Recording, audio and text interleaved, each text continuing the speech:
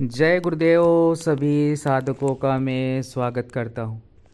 और आज से जो ये गुप्त नवरात्रे शुरू हो रहे हैं और जो भी महाविद्या साधक शक्ति साधक हैं उनके लिए तो एक श्रेष्ठतम समय है ही ये कि वो अपने मंत्र को सिद्ध करें और वह महाविद्या जो भी उन्होंने साधना शक्तिपात ली हुई हैं और वो चाहे मानसिक जप करें, जितना संभव हो सके जो है चिंतन करें उस देवी का अपने मन में। अगर वह साधना नहीं कर पा रहे हैं, उनका ध्यान होना ही चाहिए उस महाविद्या के ओर।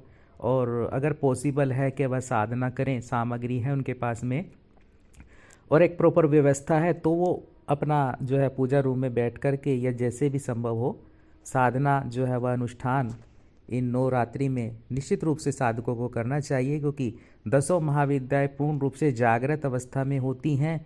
वो जो गुप्त नवरात्र होते हैं ये तो सभी साधकों को पता है, और लेकिन क्या होता, पता होने के बाद भी कुछ साधक नहीं करते हैं और उस काल में कुछ अन्य साधना करने लगते हैं। यानी कि गुप्त नवरात्रों में आप कोई अन्य साधना भी हालांकि कर सकते हैं, ये भी अच्छा समय होता है इन साधनाओं के। लेकिन क्या होता है, जो काल जिस साधना के लिए होता है उसमें वही क्षणों में उसको जो है वही शक्तियों की अगर आप साधना करोगे तो निश्चित रूप से सफलता ज़्यादा मिलती है और फलीभूत भी होता है। हमारा मंत्र सिद्ध जल्दी होता है ना। अब 10 महाविद्या में किसी भी महाविद्या की साधना मंत्र जब साधक कर सकता है, जैसे माता छिन्नमस्तिका, बगलामुखी, भुवनेश्वरी, मातंगी, कमला, है ना, किसी भी प्रकार की जो भी त्रिपुर सुंदरी जो भी महाविद्याएं हैं और जो भी शक्ति की साधनाएं वो की जाती हैं और एक श्रेष्ठतम समय होता है ये। तो आज जो मेरा मूल उद्देश्य वीडियो बनाने का है वह यह है कि मैं जो है एक विषय पर बात साधकों से करना चाहता हूँ कि जो साधक जो है अपना जो वह साधना करते हैं तो वो उस शक्ति की साधना करते हैं, उसकी ओर बढ़ते हैं जिसका वह मंत्र सिद्ध कर लेते हैं। यानी कि आपने जिस शक्ति का या जिस जो भी शक्ति है वह उसका ज़्यादा मंत्र किया हुआ है तो वो सिद्ध होने की ओर अग्रसर हो जाता है ना। यानी कि जिसमें आपने मेहनत की हुई है तो वो निश्चित रूप से सिद्ध होता ही होता है, तो उसको आधे अधूरे तरीके से छोड़ना नहीं चाहिए। अगर आपने किसी मंत्र को समय दिया हुआ है तो आपको उसे कंटिन्यू करते रहना चाहिए और विशेष विशेष पर उसे जागृत निश्चित रूप से करना चाहिए।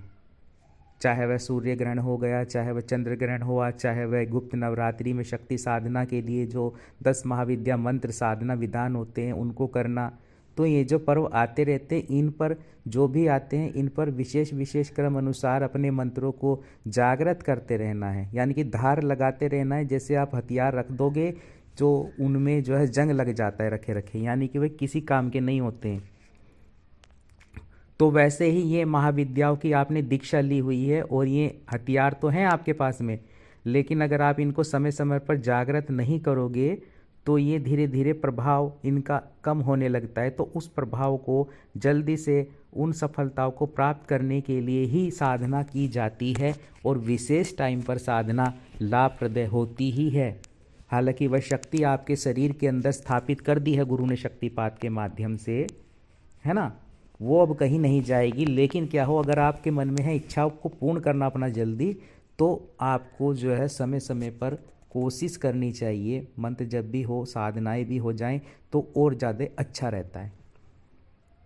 चलो एक बात तो ये हो गई है, और दूसरी बात जो मैं आज कहना चाहता हूँ इस वीडियो में ही कि देखिए शक्तियाँ और साधनाएं 2 प्रकार से काम करती हैं।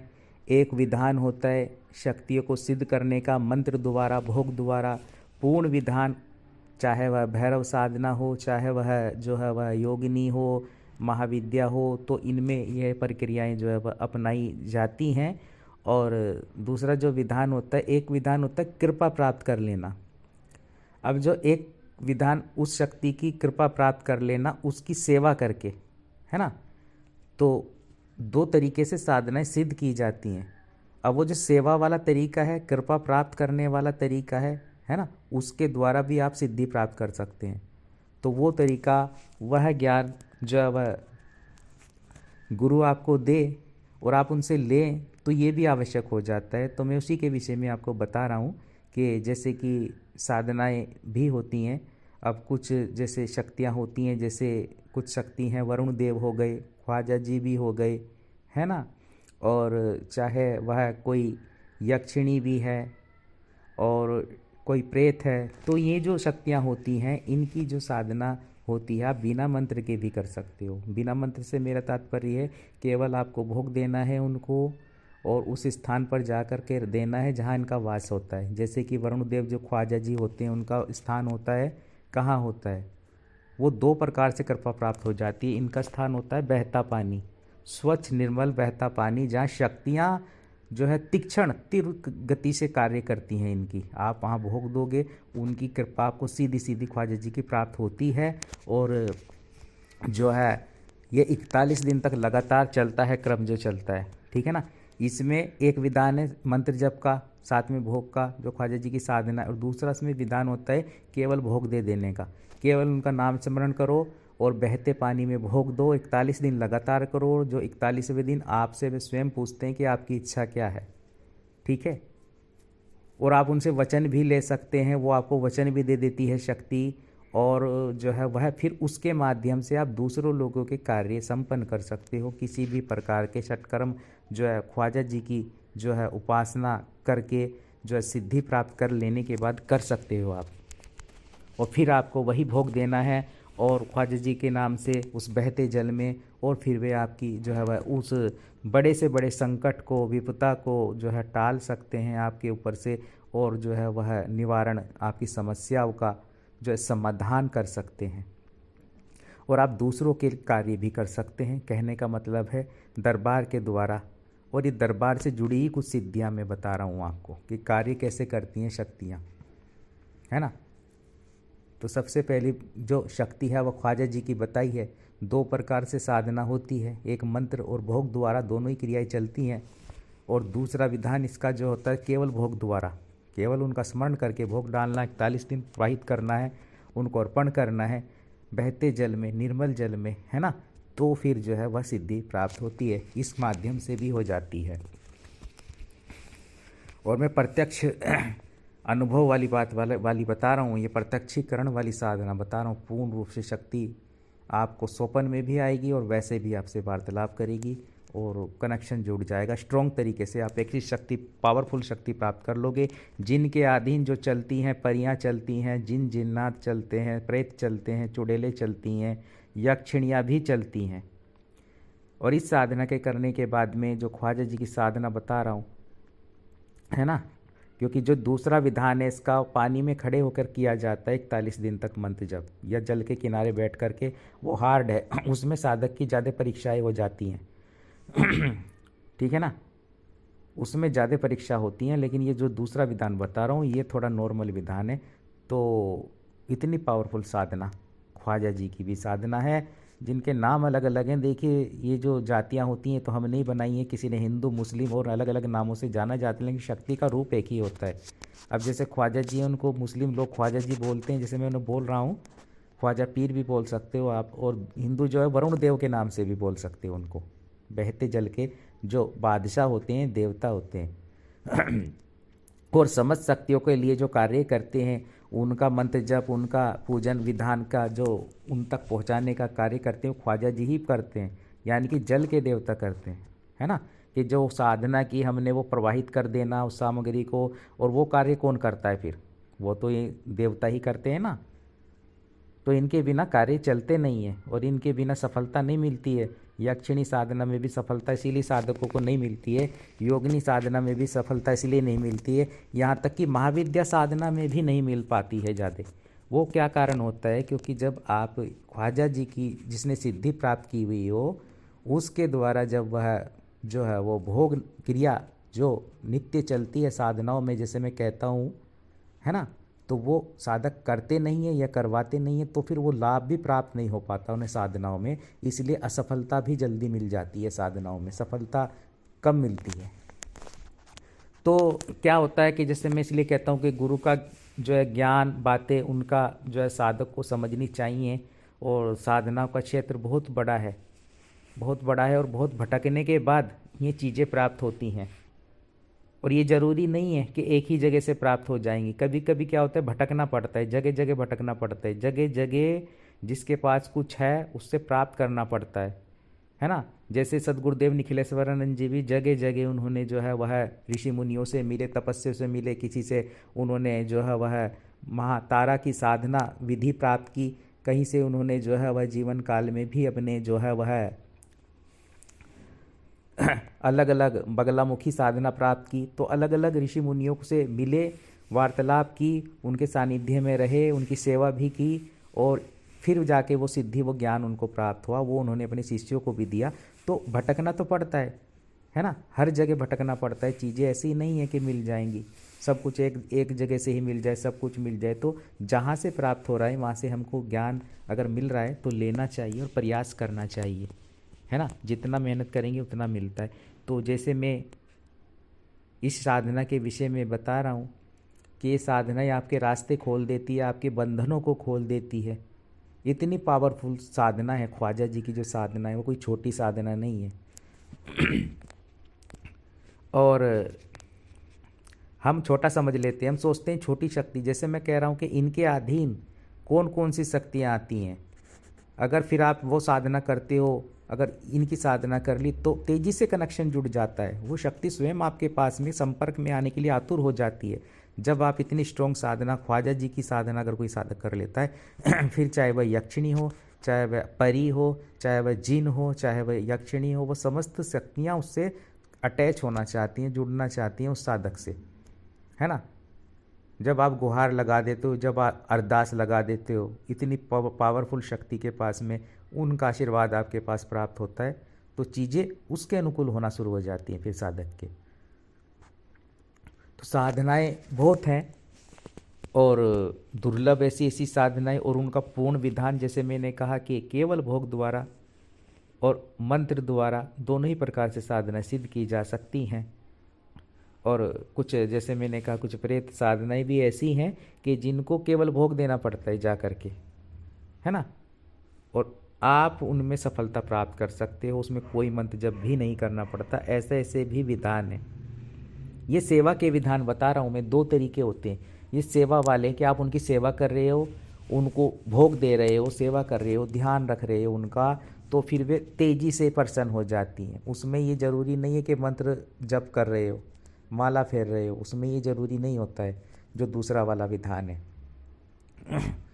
उसमें फिर आप किसी भी शक्ति को केवल भोग दे करके उससे वार्तालाप कर सकते हो, उसकी सेवा कर सकते हो, लेकिन ये लगातार चलता है क्रम, ये 41 दिन से कम नहीं चलता है ना। रोज़ डेली आपको उनकी सेवा करनी पड़ती है, और फिर जो है वह आपको इस प्रकार से भी सिद्धियाँ कई शक्तियों की प्राप्त कर सकता है साधक, जो दूसरा मार्ग है। और इस मार्ग में जो है असफलता मिलने के चांस जो है बहुत कम हो जाते हैं, बहुत ही कम, 1 से 2% केवल, ठीक है ना। तो साधनाओं के रास्ते अलग अलग हैं, लेकिन मार्ग वही है, विश्वास का। और मैं कहता हूँ कि हमको इसीलिए जो है वह विश्वास करना चाहिए। विश्वास करेंगे, और जब हम स्वयं अनुभव करेंगे तब फिर हम जो है साधकों को क्या करना है कि आपको उस हद तक साधक बनना है। हमारा क्या प्रयास होता है, एक बात मैं और थोड़ा साधकों के बीच रखना चाहता हूँ, हमारा उद्देश्य क्या होना चाहिए, गुरु का उद्देश्य क्या होना चाहिए अगर उसके सानिध्य में रह के साधक साधना कर रहा है ना। अब कुछ कमेंट भी आते हैं, हमारे वीडियोस पे भी आते हैं कुछ महापुरुषों के, उनके जवाब भी मैं जाते जाते देना चाहूँगा, और उम्मीद है कि आप सभी साधक भी समझेंगे कि भैया कि जब आपने इतनी सिद्धि प्राप्त की हुई है, आपने भैरव साधना में सिद्धि प्राप्त की हुई है, आपने इतनी तमाम साधनाओं में सिद्धि प्राप्त की है, तो आप यूट्यूब पर क्या कर रहे हो। तो मुझे एक बात बताइए, आप अगर मान लीजिए आप सक्षम बन जाते हो, हमारे सानिध्य में साधना कर रहे हो, सिद्धि प्राप्त कर लेते हो, माता की सिद्धि प्राप्त कर लेते हो, अप्सरा की कर लेते हो, भैरव जी की कर लेते हो, तब आपका उद्देश्य क्या होना चाहिए सिद्धि प्राप्त करने के बाद में। आप साधनाएं क्यों कर रहे हो, गुरु ने क्यों की है आपके साधनाएं, है ना। वो आपने इसीलिए की है, और गुरु आपको इसीलिए करवा रहे हैं कि आप दूसरों का मार्गदर्शन कर सको, आगे चल के आप उनको बता सको। ऐसा नहीं कि आप कुटिया में जा करके सिद्धि प्राप्त कर ली, भैया भैरव जी की कर ली है, महाकाली की कर ली, अब मैं क्या करूँगा, मैं कहीं कुटिया में, कहीं हिमालय में कंदरा में जा करके बैठ जाऊँगा, बस ध्यान मग्न हो जाऊँगा, मेरा कोई कार्य नहीं है, मुझे कोई फ़र्क नहीं पड़ रहा है कि वो लोग भटक रहे हैं, वो कथाओं में बैठे हैं, उनको सक्षम नहीं बनाया जा रहा है, वो जो रोज़ बलात्कार हो रहे हैं, वो वो जो है लड़ाइयाँ हो रही हैं, विश्व युद्ध होने शुरू हो गए, कहीं बम फट रहे हैं, तो ये कार्य हो रहे हैं, इन सबको एक सही दिशा देने के लिए, एक साधनाओं का मार्ग देने के लिए, शांति व्यवस्था करने के लिए, लोगों को जो है वह सिद्ध पुरुष बनाने के लिए जो है, क्या आपका कर्तव्य नहीं है ना? ये साधनाएं तभी फलीभूत होती हैं जब साधक आगे चल के दूसरों का मार्गदर्शन करे, वह स्वयं गुरु के समान बन जाए, है ना?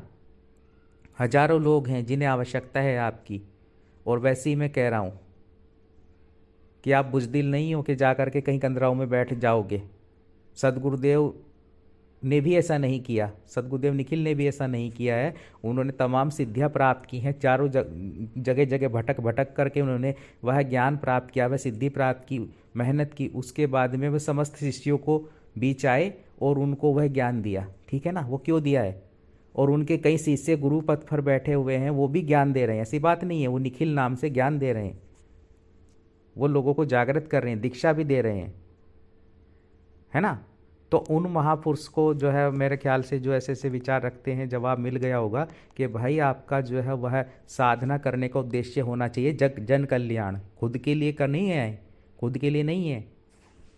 यूट्यूब पर क्यों बैठा हूँ मैं? यूट्यूब पर मैं इसलिए बैठा हूँ, मेरा माध्यम जो है मैं उन्हें जागृत कर रहा हूँ, वे जो साधक है ना, मैं उन्हें भी साधना ज्ञान दे रहा हूँ, वास्तविक अनुभव के आधार पर जो मैंने अनुभव किया है वह साधनाएं उनके बीच रख रहा हूँ मैं।